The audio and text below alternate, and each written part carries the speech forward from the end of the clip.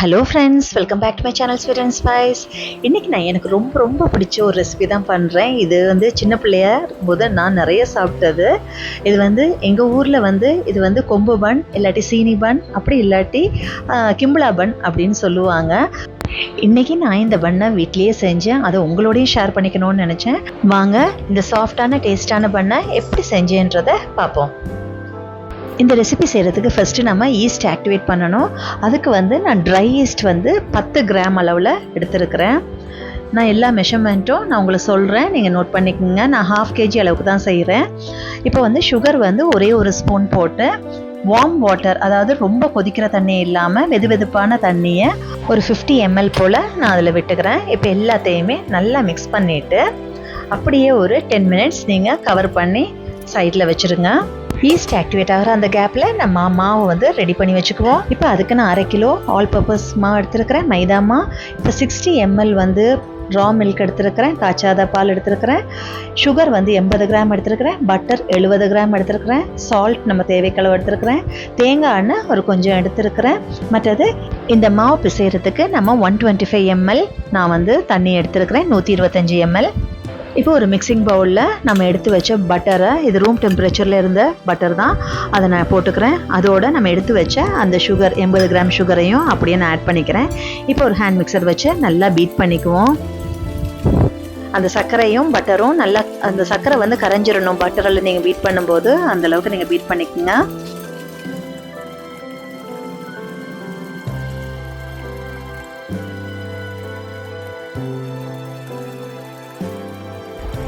Beat பண்ணும்போதே உங்களுக்கு அதை பார்க்கும்போதே தெரியும், நல்லா சாஃப்டாக ஒரு மாதிரி வரும்.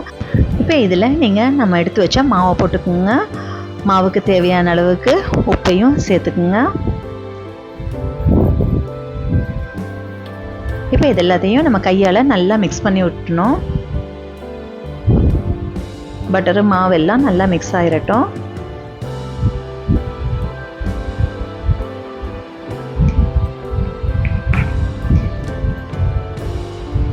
இப்போ இதோட நம்ம எடுத்து வச்ச ரா மில்க் இருக்கு இல்லையா, அதையும் போட்டு மிக்ஸ் பண்ணிக்கோங்க.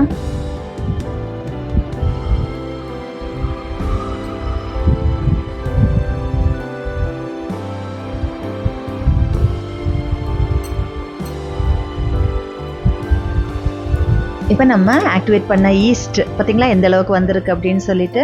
ஈஸ்ட் நல்லா இருந்துச்சுன்னா இந்த மாதிரி வரும். சப்போஸ் நீங்கள் பழைய ஈஸ்ட் போட்டிங்க அப்படின்னு சொன்னால் உங்களுக்கு இந்த ஈஸ்ட் ஆக்டிவேட் ஆகாது. அப்படின்னா நீங்கள் பன் செய்கிறதே வேஸ்ட்டாக போயிடும். அதை நீங்கள் பார்த்துக்குங்க, பழசா புதுசான்னு. இப்போ ஈஸ்ட் நல்லா ஆக்டிவேட் ஆகிடுச்சு. இப்போ அவ்வளோத்தையும் நான் மாவில் போட்டு நல்லா கையால் மிக்ஸ் பண்ணிக்கிறேன்.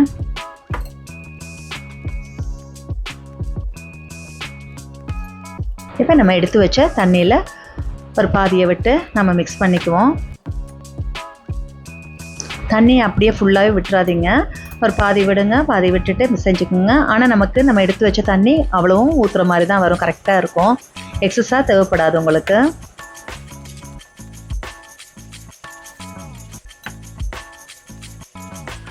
மிச்சத்தையும் நான் ஊற்றிக்கிறேன்.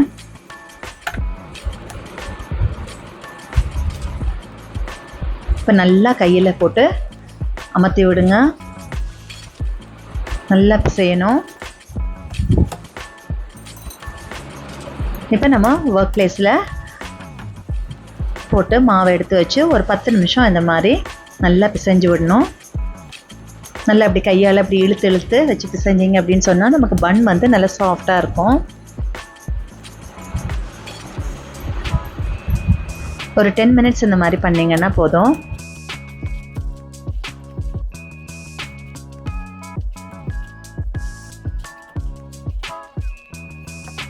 இப்போ நம்மளுடைய அந்த பவுல்லையே திருப்பி கொஞ்சம் நம்ம எடுத்து வச்ச தேங்காய் எண்ணெயை சுற்றி வர தடவிட்டு அந்த மாவை தூக்கி அதில் வச்சுட்டு அதுக்கு மேலேயும் கொஞ்சம் தேங்காய் எண்ணெயை பூசிட்டு அப்படியே கவர் பண்ணி வச்சுருங்க. இது 1 hour இல்லாட்டி 1/2 hour அந்த மாதிரி எவ்வளோ நேரம் ஆகுதுன்னு பாருங்கள். அந்த ஒரு டெம்பரேச்சரை பொறுத்து அது அப்படியே டபுளாக போகணும். இப்போ நம்ம இதுக்கு ஒரு சுகர் சிரப் ஒன்று ரெடி பண்ணிக்குவோம். அதுக்கு நான் ஒரு சின்ன கிளாஸில் ஒரு கிளாஸ் தண்ணி விட்டுட்டு ஒரு 1.5, அதாவது சின்ன குழிக்கரண்டியில் 1.5 குழிக்கரண்டி நான் சர்க்கரை போட்டு அதை சுகர் சிரப் ஒன்று காய்ச்சிக்கிறேன். ரொம்ப திக்காக இருக்கணும்னு அவசியம் இல்லை. இப்போ அந்த 1 டம்ளர் விட்டு அந்த 1 டம்ளர் ஒரு 1/2 டம்ளர் ஆனால் சரி.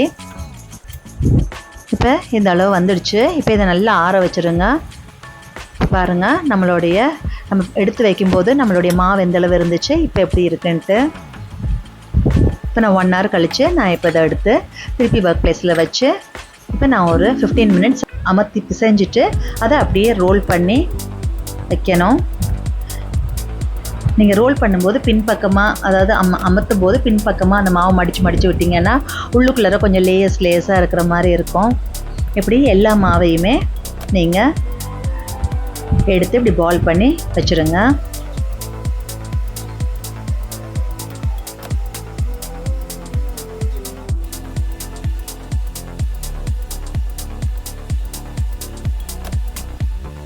நம்மளுடைய பால்ஸ் எல்லாம் இப்போ ரெடி ஆகிடுச்சு. இப்போ எல்லாத்துலேயும் கொஞ்சம் தேங்காய் எண்ணெய் லைட்டாக மேலால் தடவிட்டு, தேங்காய் எண்ணெய் தான் தடவணும். தேங்காய் எண்ணெய் தடவினீங்கன்னா தான் நல்லா வாசமாக இருக்கும். தேங்காய் எண்ணெய் தடவிடுங்க. எல்லாத்துலேயுமே தடவிட்டு இப்போ பால்ஸ் எல்லாம் கொஞ்சம் தள்ளி வச்சு அதை அப்படியே ஒரு டவல் போட்டு மூடி விட்டுருங்க. ஒரு 10 minutes கழித்து நம்ம திருப்பி செய்வோம். இப்போ 10 minutes ஆகிடுச்சு. இப்போ இந்த பால் எல்லாம் கொஞ்சம் பெருசாக வந்திருக்கு. இப்போ ஒரு பிளேட்டில் நீங்கள் அந்த பாலை வந்து எடுத்து வச்சுக்கோங்க. ஏன்னா நமக்கு அதில் வச்சு நம்ம பிரட்டணும். இப்போ நம்ம ஒரு பால் எடுத்து அதை கையில் கொஞ்சம் எண்ணெய் தடவிட்டு அதை கையாலேயே இது 2 மாதிரி செய்யலாம். இப்போ நான் ஃபஸ்ட்டு இதை சொல்லித்தரேன். இப்போ நீங்கள் கையாலேயே இப்படி வச்சு தட்டிட்டு இப்படி மேலே வந்து உங்களுக்கு கொஞ்சம் அகலமாக இருக்கணும், கீழே வந்து கொஞ்சம் ஷார்ப்பாக இருக்கணும். அந்த மாதிரி நீங்கள் செய்யுங்க. இப்படி கையாலேயே இப்படி தட்டிக்குங்க.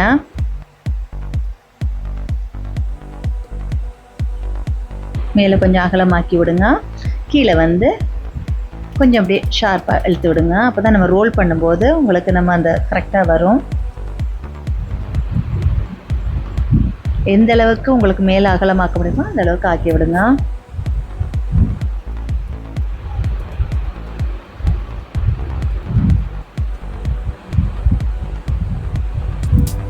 இது கையில் செய்கிற ஒரு மெத்தடு. உங்களுக்கு எது ஈஸியாக இருக்கோ அந்த மாதிரி செஞ்சுக்கோங்க. இன்னொன்று வந்து நம்ம சப்பாத்தி கட்டையிலேயே வச்சு செய்யலாம்.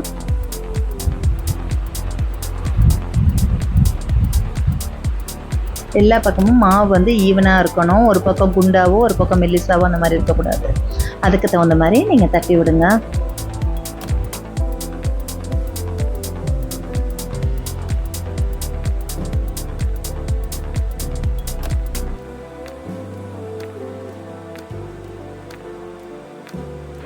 இப்போ மேலே நல்லா நம்ம அகலமாக்கிட்டேன். அப்படியே ரோல் பண்ணுவோம். நல்லா டைட்டாக அப்படியே பிடிச்சிக்கிட்டு அப்படியே சுருட்டி எடுத்துருங்க.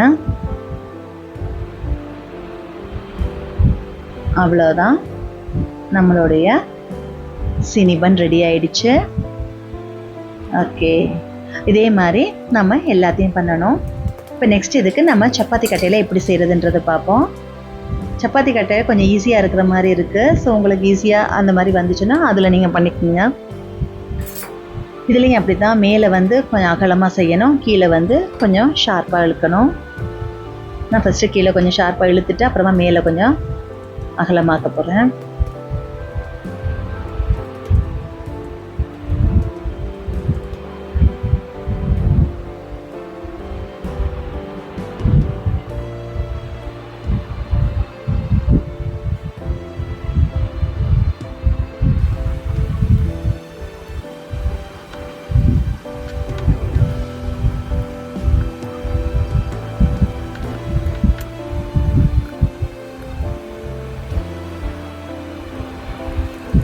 இப்போ நீங்கள் இதை அப்படியே ரோல் பண்ணிடுங்க. இதே மாதிரி நீங்கள் எல்லாத்தையுமே ரெடி பண்ணிக்கோங்க. இப்போ நான் எல்லா பண்ணுமே இந்த மாதிரி ரெடி பண்ணிட்டேன். இப்போ எல்லாத்தையுமே கொஞ்சம் கேப் விட்டு நான் அடுக்கிக்கிறேன். அதோட கொஞ்சம் தேங்காய் எண்ணெயை லைட்டாக மேலால் காயாமல் இருக்கிறதுக்கு லைட்டாக அப்படி பூசிக்கிறேன். நான் இப்போ இது எல்லாத்தையுமே ரெடி பண்ணி ரொம்ப லைட்டாக தான் பூசியிருக்கேன். இதை அப்படியே ஒரு 1/2 hour நான் வந்து மூடி வச்சிடுறேன். 1/2 hour கழித்து பார்த்திங்களா என்ன மாதிரி இருக்குது அப்படின்னு சொல்லி. இப்போ நம்ம ஆற வச்ச சுகர் சிரப்பை எடுத்து நம்ம பன்னுக்கு மேலே இப்படி தடவிக்குவோம். மேல் பக்கம் மட்டும்தான் தடவுறேன், கீழே தடவலை. இப்படி எல்லா பன்லையும் நான் எடுத்து தடவிக்கிறேன்.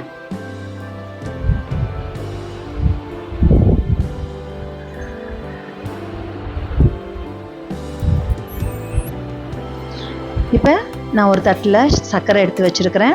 அந்த சர்க்கரையில் நாம் அந்த பண்ணை நம்ம சுகர் ஸ்டெப்ஸ் தடவின சைடு இருக்கு இல்லையா, அந்த பக்கத்தை மேல் பக்கத்தை போட்டு நான் அப்படியே பிரட்டி எடுத்துக்கிறேன். அப்புறம் பேக் பண்ணுறதுக்கு ஒரு ட்ரேயில் நான் கோகோனட் ஆயில் கொஞ்சம் தடவிட்டு அந்த சுகர் தடவின அந்த பண்ணை அப்படியே தூக்கி வைக்கிறேன். ஒன் சைடு மட்டும்தான் நான் சுகர் போடுறேன். அப்படியே நம்ம வைக்கிறேன். இது நீட்டாக வேணும்னா நீட்டாக வச்சுக்கோங்க, வளைச்சி வைக்கணுன்னா வளைச்சி வச்சுக்கோங்க, அது உங்களுடைய இஷ்டம்தான். நான் உங்கள் ட்ரேக்கு எப்படி அடுக்க முடியுமோ அந்த மாதிரி நீங்கள் அடுக்கிக்கோங்க. என் ட்ரேயில் 4 தான் அடுக்க முடிஞ்சிச்சு. ஏன்னா அது பேக் ஆகும்போது இன்னும் கொஞ்சம் குண்டாகும் இல்லையா, அதனால் நான் கொஞ்சம் கேப் விட்டு தான் அடுக்கியிருக்கேன். இப்போ இந்த 4ஐயும் நான் 180 டிகிரியில் வச்சு ஒரு 20 மினிட்ஸ் தான் வச்சேன். அதே மாதிரி குக்கரில், இப்போ ஓவன் இல்லாதவங்க குக்கரில் எப்படி செய்கிறதுன்னு கேட்பீங்க இல்லையா, அதனால் குக்கரில் நான் வந்து ஒரு ஸ்டாண்ட் ஒன்று வச்சுட்டு அதுக்கேற்ற மாதிரி ஒரு தட்டில் நான் இது பண்ணேன். நான் என்னுடைய குக்கரில் 2 தான் வைக்க முடியும் அந்த தட்டில். அப்போ நான் அதுதான் 2 வச்சு நான் கீழே எதுவும் மண்ணோ உப்போ எதுவும் போடலை. அந்த குக்கரில் வெறும் வளையத்தை வச்சு அப்படியே நான் வச்சுட்டேன். இதையும் ஒரு மீடியம் ஃப்ளேமில் வச்சு ஒரு 20 மினிட்ஸ் விட்டுட்டேன். இப்போ 20 மினிட்ஸ் கழித்து என்னுடைய ஓவனில் இருக்கிறது இந்த அளவு பேக் ஆகிடுச்சு. பார்த்தீங்களா எப்படி வந்திருக்கு அப்படின்னு சொல்லி. வீடே அப்படி கமகமன்னு வாசமாக இருக்குது, பேக்கரி மாதிரி இருக்குது. நான் இப்போ லைட்டாக கொஞ்சம் பட்டர் எடுத்து சும்மா இப்படி வச்சு இது பண்ணிக்கிறேன். ஏன்னா நம்ம வச்சு தேய்ச்சோம் அப்படின்னு சொன்னால் அந்த சுகர் எல்லாம் கொஞ்சம் விழுந்துடும். அதனால் சும்மா லைட்டாக அப்படி வச்சு நம்ம எடுத்துட்டேன். இப்போ குக்கரில் இருக்கிறது பாருங்கள், 2த்துக்கு டிஃப்ரென்ஸே தெரியாது, அந்த மாதிரி இருக்குது. இப்போ நான் 2 எடுத்துகிட்டு திருப்பி நான் மிச்சத்தை வச்சுருக்கேன். அவ்வளோதான். சூப்பரான நம்மளுடைய கொம்பு பன்னீஸ் இல்லாட்டி சீனி பன்னீஸ் என்ன வேணால் வச்சுக்கோங்க, ரெடி ஆகிடுச்சு. நீங்களும் ஒரு தடவை செஞ்சு சாப்பிட்டு பாருங்கள், உங்கள் குட்டீஸுக்கும் செஞ்சு கொடுத்து பாருங்கள். பார்த்தீங்களா எவ்வளோ சாஃப்டாக இருக்குது அப்படின்னு சொல்லிட்டு, உள்ளுக்குள்ளேயும் நல்லா இருக்குது, சாஃப்டாக நல்லா வெந்திருக்குது. இது கண்டிப்பாக உங்களுக்கு ரொம்ப பிடிக்கும், குட்டீஸுக்கும் ரொம்ப பிடிக்கும். இது வித்தியாசமான டேஸ்ட்டாக இருக்கும் அப்படின்னு நினைக்கிறேன். உங்களுக்குலாம் டைம் இருந்துச்சுன்னா ட்ரை பண்ணி பாருங்கள். உங்களுக்கு இந்த வீடியோ பிடிச்சிருந்துச்சுன்னா உங்கள் ஃப்ரெண்ட்ஸ் அண்ட் ஃபேமிலிஸோடு ஷேர் பண்ணிக்கோங்க. அண்ட் மறக்காமல் என்னுடைய அடுத்த வீடியோஸ் பார்க்குறதுக்கு என்னை சப்ஸ்கிரைபும் பண்ணிக்கோங்க. தேங்க்ஸ் ஃபார் வாட்சிங் ஸ்வீட் அண்ட் ஸ்பைஸ்.